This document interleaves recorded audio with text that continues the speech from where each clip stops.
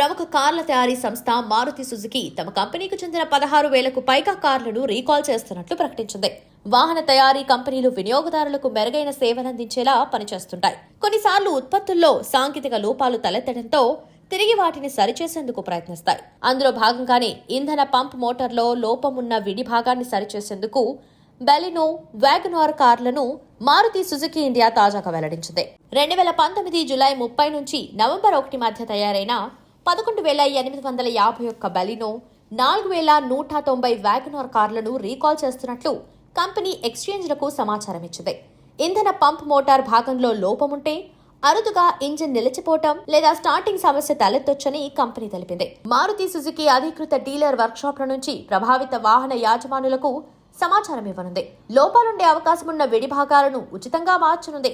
మునుపెన్నడూ ఈ స్థాయిలో కంపెనీ కార్లను రీకాల్ చేయలేదని తెలిసిందే.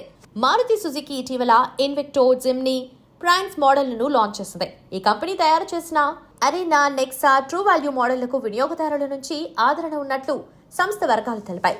2024 మార్చి మొదటి వారం వరకు కంపెనీ $43.82 బిలియన్ మార్కెట్ క్యాపిటల్ ను కలిగి ఉంది.